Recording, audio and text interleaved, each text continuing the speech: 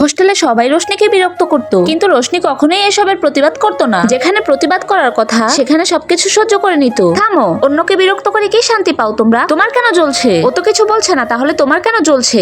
রোশনি ভয় পেও না, চলো টিচারের কাছে যাই। খুব এসেছে হিরোগিরি দেখাতে, বাদ দাও সাকিনা, এসবের দরকার নেই। রোশনি, তুমি এর প্রতিবাদ না করলে তোমাকে ওরা সবসময় বিরক্ত করবে। আমি প্রতিবাদ করব, কিন্তু আজকে নয়, অন্য কোনো দিন। সাকিনা, একমাত্র তুমিই আছো যে আমাকে সবসময় সাপোর্ট করো। চলো আমরা আবার খাবার নিয়ে আসি। আমার রুমমেটস করা বিরক্ত করছিল দেখে আমি তার প্রতিবাদ করি, কিন্তু আমি তো জানতাম না রোশনির জন্য প্রতিবাদ করে আমি নিজেই ফেসে যাব। দাঁড়াও সাকিনা, তুমি কোথায় যাচ্ছ? আমি রুম পাল্টাচ্ছি। তুমি আমাকে একা করে যাচ্ছ?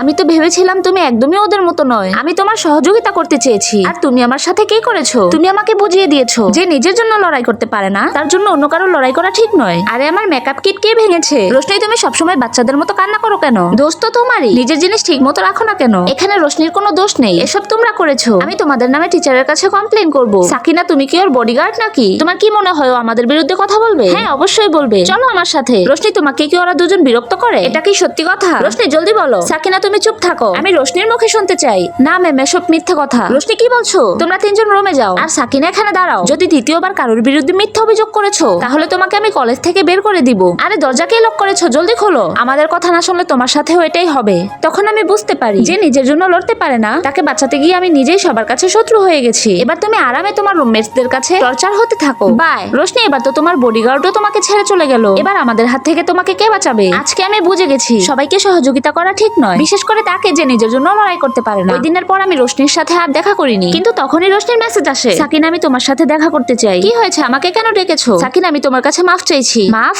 কিন্তু কেন? আজ আমার সাথেও তাই হয়েছে যা তোমার সাথে করেছি। আমি অফিসে একটা মেয়ের সহযোগিতা করতে চেয়েছি, কিন্তু ওই মেয়েটা উল্টো আমাকেই ফাঁসিয়ে দিয়েছে, আর আমার চাকরি চলে যায়। এবার বুঝতে পেরেছো ওই সময় আমার কেমন লেগেছিল? আমি বুঝতে পেরেছি সাকিনা, আমার সাথে খুব অন্যায় হয়েছে। প্লিজ আমাকে সহযোগিতা করো সাকিনা। তোমার সাথে অন্যায় কিছুই হয়নি, যা হয়েছে তোমার কারণেই হয়েছে। আমি তোমাকে সহযোগিতা করতে পারবো না, নিজের লড়াই নিজে করো। বন্ধুরা, আমি কি ঠিক করেছি? লাইক ও সাবস্ক্রাইব করে কমেন্টে বলে যাও।